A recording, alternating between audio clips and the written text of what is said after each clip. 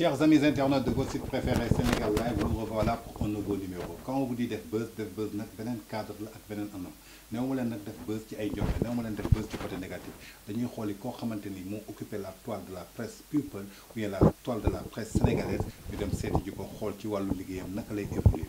Raison pour laquelle aujourd'hui Sénégal Live def seeti koo xamante ni elle est très jeune par son âge mais elle est très grande par son intelligence. Pourquoi je le dis? Elle a su parfaire son chemin à elle seule, en y croyant en elle seule.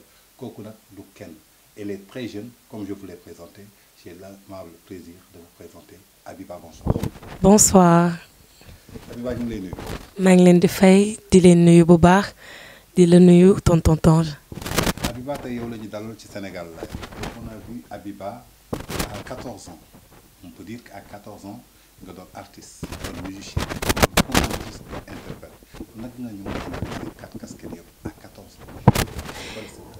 Ben y a pas de secret, je me dis que bon ñaan waajur sûrement ak tamit passion loo xam ne dama ko bëgg ci man la nekk donc j'ai pas triché pour le faire ou quoi que ce soit, c'est venu naturellement, voilà.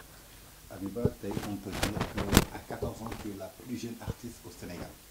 Tey naka ngay composer ce son, fan ngay jëlee inspiration yi, qu'est-ce qui t'a poussé à faire de la musique? Comme ni ma la ko waxee passion la ci man depuis toute petite ma bëgg wéy di wéyantu donc j'ai su convaincre mon père et toute ma famille ñu bàyyi ma wéy et avec leur aide ci laay mën a jusqu'à présent di évoluer ci sama musique donc voilà, c'est ça je peux dire. Comment tu as pu faire pour convaincre ton père pour que nga def musique parce que gis nañu au Sénégal tey ñu bëri musique moo yàq seen jàng. yow nga boole études et musique. Comment tu as su convaincre ton père étant toute jeune après ça faire la musique? Bah parce que déjà xamoon na ne bon niveau côté études je suis pas mal donc je me débrouille avec de bonnes moyennes donc ma convaincre ko en lui tenant la promesse de continuer mes études sans que mu yàkkan ma dara donc noonu la ma jàppale ma ko doon topp tout le temps dama bëgg wéy et vraiment il m'a rendu un gros coup de pouce en m'aidant moom moo may produire et tout ça donc c'est comme ça bon je me suis dit que promesse boobu ma tenir ak moom c'est-à-dire di wéy en même temps di continuer samay études moo tax ma am possibilité wéy tey.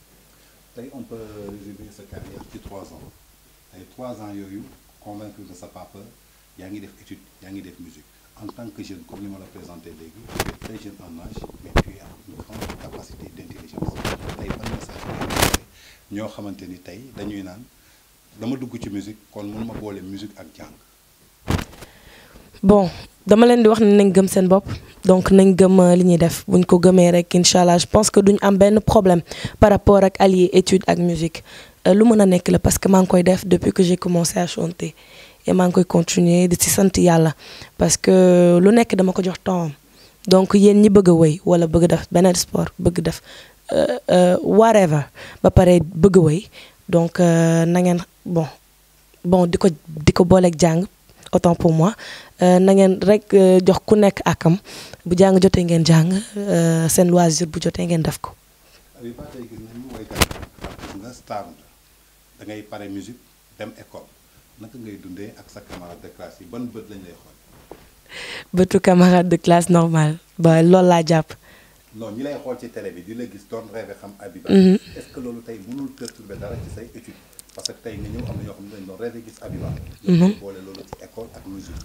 dëgg la am na ñoo xam ne sax ñu ngi sama école parce que dañ ma fan bëgg bokk ak man école donc loolu yëpp maa ngi koy dund so chance bi ma am mooy duma genre bi monté wu la tête vraiment mes parents m'ont pas éduqué comme ça je suis très humble et la modestie c'est tout à fait dans nous donc on vit ça pépère je vais dire avec les camarades de classe vraiment tout le monde est ok avec moi bon liñ may wan donc y a aucun souci là-bas.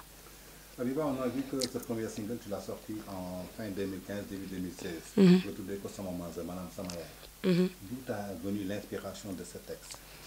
Bah sama premier son la woon vraiment donc je peux dire que à cause de cette chanson wala ci air yooyu moo tax ma woy Bon l'histoire c'est quoi, c'est que dama toog ak sama prof de guitare mu ne ma am nga dara sa xel benn wéy mélodie ma ne ko ba way xaaral ñu jéem ci laa tenté, les airs étaient bonnes, commencé poser bind ko ak sama waa kër bind ko ak sama yaay ak sama mag bu jigéen bu góor tout le monde ñëpp samay xarit ñun ñëpp ko bindandoo ku nekk inspiré nga ma ci ba ma bind sama monde mu doon sama premier single. Financièrement, la musique n'est pas facile. Abiba, à 14 ans, tu travailles pas, tu es un élève. Quand moi financer ces sons, quand moi financer ces vidéos, d'où viennent ces moyens? De mon père. Chance boobu laa am, je peux dire vraiment ndax bu fi newutoon xëy na du ma wéy et bu ma ci doon jàppale woon bon xaw ma en ce moment fan laay toll ci wéy mi donc mu ngi ciy def lépp lu mën a kenn te lay kattanam sama papa mu ngi koy def ci sama carrière di ma jàppale di ma épauler yenn saa yi man sax damay bëgg a bàyyi mu ne ma non yaa ci dugg on y va jusqu'au bout et donc ma koy remercier bu baax de passage moom moo may jàppale chance boobu laa am par rapport à tellement de jeunes may sant yàlla bu baax. Abiba, on a dit que tu as bouclé 3 ans de carrière. 3 ans de carrière, il y a un single nga ci am. Waaw, pas mal, pas mal de singles. Bon, c'est vrai que depuis un bout de temps, j'ai pas trop compté. Def naa sama mother, def Damze. Bon, les feats à part, n'est-ce pas? Sama mother, Damze, Gamsa Bop, African Unite, Spend Some Time, Happy Birthday, et quoi, Sargal Jigéen, Papou Nembalax remix et tout, voilà. J'en ai en ce moment 8. 8. Ouais. Actuellement, après 3 ans de carrière, tu as fait 8 singles. Moi, tu as taxé le que Abiba est dans la cour des grands. Peut-être qu'il est très petite en âge, mais il y a une cour des grands. Tu as fini des artistes sur Magui, les Adi Ouza, les Titi, les Viviane, peut-être Sorewoko. Mais expérience, côté expérience musicale, comment tu vis la musique sénégalaise en grosso modo? Ce que tu vois, connaître lui gagner à sa façon avec son style. Abiba en tant que jeune koo xamante ni dafa am passion ci musique war na gëstu musique sur la musique tey musique sénégalaise fu mu toll yow lan nga ci jàng ci 3 bon ans. juste que bi may soog a dugg ci musique gisuma woon ñu bëri di def world music c'est-à-dire style yi dafa restreint woon mbalax nañ doon gën a dégg à part ça c'est les hip-hopeurs et les rappeurs qui étaient là donc ma bëggoon ñëw faire un peu la différence et tout def reggae def dancehall def naija hip-hop R&B laal ci lépp parce que bon je me jette pas des fleurs mais sur chaque style rek am naa nu ma ci mën donc ma daal di tenter sénégalais apprécier tout jamono ji nag je vois une évolution dans la musique sénégalaise je vois qu'il y a beaucoup de chanteuses surtout venant des femmes ah ñoom ñëpp ñu ngi commencer di dévoiler wu di sañ di oser et loolu lañ doon ñaan je me dis que jeunesse bi mën a prendre la relève sur tous les styles en fait et voilà je trouve que c'est bien en ce moment ce qui se passe bon côté mbalax ça va li ci des world music yi ñu ngi koy voilà ñu ngi ñafe ñu ngi imposer tamit. Abiba, comment ça t'est venu l'idée de faire un featuring avec Sidiki Diabaté ba ngeen woy hymne national Coupe d'Afrique?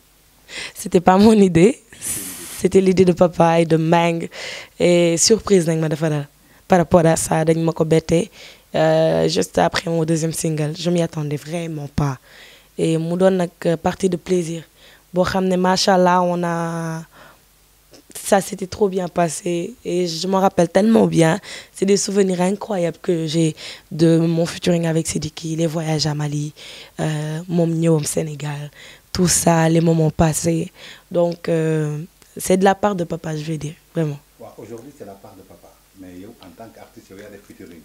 tey ngay soog a door amoo album amoo dara. ñeneen ñoo xamante ni ñu ngi koy rêvé amuñu ko. yow tey nga taxaw ci côté Sidiki Diabaté di waay qu'est-ce que ça t'a fait émotionnellement? Dama sant yàlla j'étais très contente hein, et très fière et reconnaissante envers mon père et envers Sidiki Diabaté parce que artistes yu nekk ñu ngi leen di proposer featuring mais ñii nag mu bëriwul donc moom mu am aimabilité wu jàppale ma dans ma carrière vraiment parce que may na ma bon vers l'international il a été mon billet je vais dire et voilà émotionnellement j'ai été fière et très comment dire très ravie d'avoir fait ce featuring avec Sidiki. Aujourd'hui, Abiba, balaa ngay def musique à l'âge de 14 ans, sur Youssou Ndour. Oui. Qu'est-ce que cela te fait Youssou Ndour? Su ma la nee Youssou Ndour, nga ko doon seetaan ci scène, qu'est-ce que cela te fait? Waaw, ça me fait beaucoup de choses. de bon fierté la njëkk a am parce que li mu def ci Sénégal kenn defagu ko fi li mu exporté suñu musique kenn defagu ko fi te macha allah c'est un ténor un pionnier de la musique sénégalaise donc ngay rêvé di gisanteeg moom loolu doyu la ngeen wéy sur scène loolu c'est autre chose. effectivement fa la bëgg ñëw. ngay rêvé gisanteeg moom à 2 ans de carrière ñu teg la ci benn scène ak Youssou Ndour ngay interpréter 7 Seconds Away ce jour-là bi nga taxawee ci scène Youssou Ndour taxaw nga téye micro c'était quoi tes impressions? J'avais trop de trac dama stressé woon trop loolu je me rappelle très bien donc de passage ma koy nuyu di ko remercier c'est un papa pour moi vraiment qui a beaucoup tamit aidé dans ma carrière jusqu'à présent ça m'a fait plaisir ma kontaan ma am fierté parce que je voyais ma mère très heureuse di ma ñaanal Sénégal ñëpp teg ci seen bët vraiment di ma ñaanal moom tamit xaw ma sax comment je peux le définir parce que ni mu humblé modestie bi nekk ci moom gisuma ko ci beneen artiste vraiment mu daal di may def doom donc depuis ce jour ma am reconnaissance bu mag envers lui. Aujourd'hui Abiba est-ce que am nga ci sa conscience que da nga am fardeau bu mag souvent dañuy naan musique foog nga galérer ci pour que nga mën ci réussir. mais suñu xoolee galérer woo sa début lépp a yomb. Tu as un papa qui est là qui finance les sons, tu as un papa qui est là qui finance les albums, tu as un papa qui est là qui a les carnets d'adresses qui trouvent des featuring et tout cela. Ça a été rose envers toi. Est-ce que yaa ngi xalaat les années qui vont venir avec ta maturité quand tu seras responsable et que tu seras indépendante? Oui, loolu lay aspirer à être vraiment indépendante. Bon, je vais pas dire que tout est rose parce que li gën a feeñ bon li ëpp ci li feeñ c'est bien c'est machallah j'ai eu mon père vraiment loolu mooy sama première force am sama papa am équipe boo xam ne fu ma jug rek ñu ànd ak man di ma défendre sur tous les plans loolu daf ma doon protéger parce que boo amee 14 ans nekk xale di doog a dugg ci milieu bu xaw a particulier comme le showbiz bon da ngay tiit da ngay ragal doo ñeme ak timidité bi ma àndaloon donc ça me posait un peu de problème mais sant yàlla mais au fil du temps bon tu as des remarques tu as des choses qu'on te fait et tout mais loolu yëpp c'est passager c'est pas des choses qui vont durer c'est pas grave aussi parce que sama staff ak sama équipe dalal nañ sama xel et côté boobu ñu ngi ma ci doon help so les années à venir maa ngi nii waaw daal di fas yéene fas jom yokk li ma doon def am ci personnalité bu mag me faire respecter et essayer d'avoir vraiment ma place dans la musique de ce monde du ma ne musique sénégalaise kese parce que li ma bëgg mooy àdduna fépp foo toll ñu naan Abiba comme ni ñuy déggee Youssou Ndour ñoom Baaba Maal ñoom ñëpp donc j'aspire à être ça te maa ngi préparé vraiment bàyyi naa ci xel bu baax. tey gis nañu Abiba mondam lay woyal génération lay woyal commencé lay woyal te Abiba bi mu génnee gis nañu beneen génération boo xamante ni deuxième âge troisième âge commencé nañu bëgg Abiba préparé. waaw maa ngi leen di préparer rek ay surprise yu dul jeex donc je pense que bon je xawma trop lu ma ci war a wax parce que Abiba li lépp lu muy def feeling am lay doon donc bu ko xale yi bëggee damay sant yàlla mag yi tamit bëgg ko damay dolli sant yàlla xëy na Abiba li muy def kon mu ngi gudd bu commencer atteindre tranche d'âge boobu ma fas yéene rek yokk jom gën leen bëggal voilà. dañuy naan la musique tey mën nga doon xale ci musique alors que nga bañ a basé wu uniquement ci say morom tey nga xool mère yi xool paa yi am beneen style musique am beneen thème boo xamante ni moom nga leen indi ma question se résume sur ça. Ouais world music lay def donc forcément dinaa laal ci lépp dinaa leen fekk si ci ñoom seen style mag yi nekk Sénégal xale yi ñëpp ak tamit samay fans yi nekk ci diaspora bi donc voilà j'ai pas grand chose à dire à part qu'Abiba elle va être Abiba dans son monde et voilà ñi ko ci mën a topp dinañ ko ci suivre en même temps dinaa fas yéene bégal sénégalais yi. gis nañu le mois de mars muy mois boo xamante ni c'est le mois de la femme fii ci sargal jigéen tu as occupé la presse tu as occupé une grande place dans la musique ak ce nouveau single sargal jigéen comment ça t'est venu l'idée de sargal jigéen ils sont derrière tey dañuy gis sargal jigéen des grosses pointures de la musique ku mel ni Jimi Mbaye ku mel ni Bakane Seck ku mel ni le grand Ouzin Ndoye moo xam ne icône la en technicien de son nekk sa ginnaaw.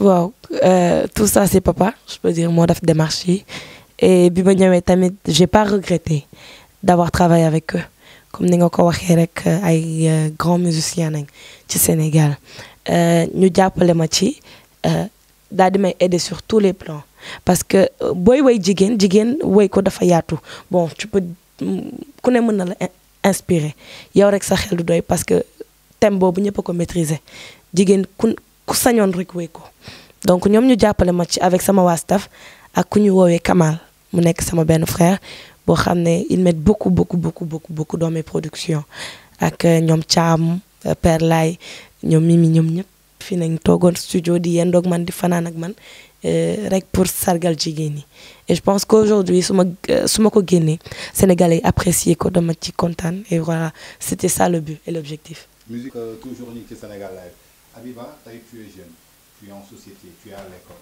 tey lan moo la déranger. li ma déranger bëri na trop. Comme quoi.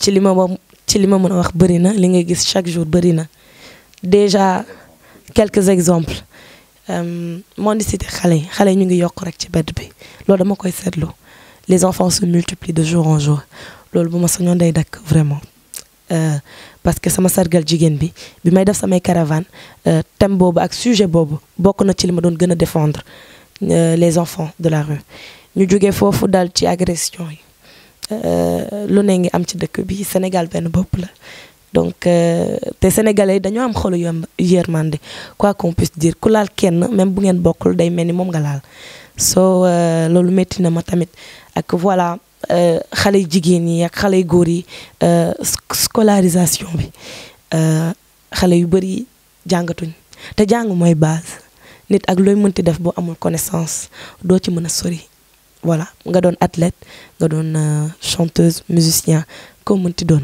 jàng mooy base éducation la booy inculquer sa bopp voilà.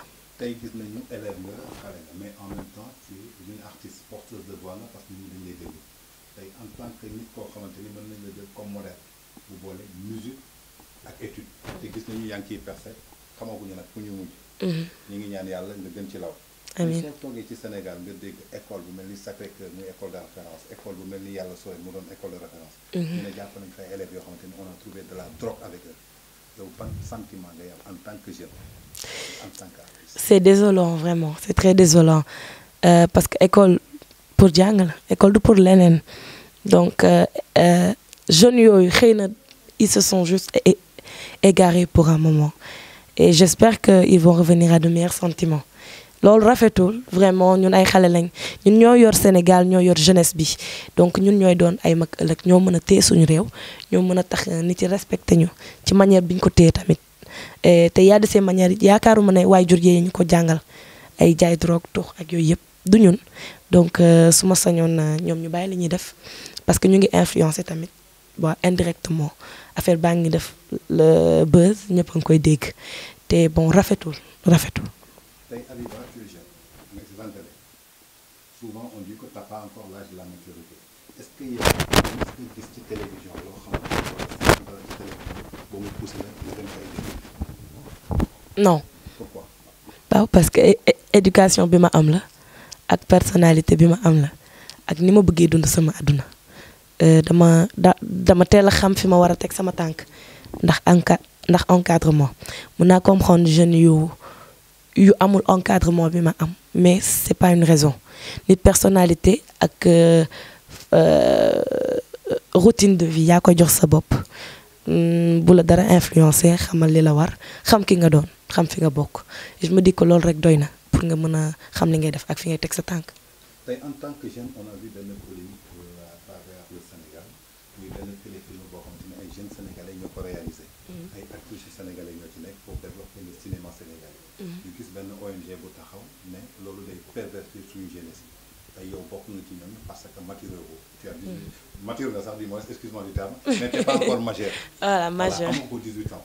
donc tey est-ce que yow série boobu am na lu mu mën a yàq ci yow wala amul lu mu mën a yàq ci yow est-ce que mën na la influencer nga dugg ci loo xamante ni say parents inclure ñu valeur yooyu. bon man li may seetaan tamit télé bëriwul donc série boobu suivre ma ko tellement pour xam li ci ne mais bon su ma lay dégg ngay wax day mel ni bon c'est pas trop ça mais bon ñun tamit jeunesse sénégalaise bi nañ am message yu ñuy véhiculer parce que ñun ñi siiw ñun ñi nekk ay porteurs de voix ñun ñoo mën a influencer te xam nañ ko donc luñ ciy def rek na rafet na méngoog suñu valeur méngoog li fi maam yi bàyyi ak culture bi ñu am ñun ay jullit nañ la majorité en tout cas te am na yenn c'est malsain donc buñ ko mënee éviter rek ndax xale yëpp a ngi seetaan film yi xale yëpp a ngi seetaan série yi donc nuñ ko gën a mën a rafetale ak tamit di éviter yenn action yoo xam ne c'est malsain dina gën je me dis. Habiba, toujours ñu ngi suñu biir émission on revient à tes projets actuellement lan kañ la ñuy xaar pour am Habiba te ñu ngi la fekk si biir ak lan ngay liggéey fii. waaw maa ngi liggéey te maa ngi koy prévoir tamit def benn album maa ngi nag surtout fan yi ci jàng bu baax vraiment may préparer examen mais en même temps parallèlement maa ngi ci studio yi maa ngi góorgóorlu avec l'aide de beaucoup de têtes voilà et Habiba mu ngi leen di préparer album ndax loolu moom du ñàkk. mën nañu xam album bi c'est pour quand. bon je sais pas encore. bac nga nekk ren. bac laa nekk ren préparation album est-ce que mën nga alterner ñaar yëpp c'est pas trop lourd. si c'est un peu lourd j'avoue c'est un peu lourd mais maa ngi koy gérer maa ngi koy gérer. yaa ngi koy gérer maa ngi koy gérer. tey su amoon message boo xamante ni yaa ngi koy lancé au peuple sénégalais ban message lay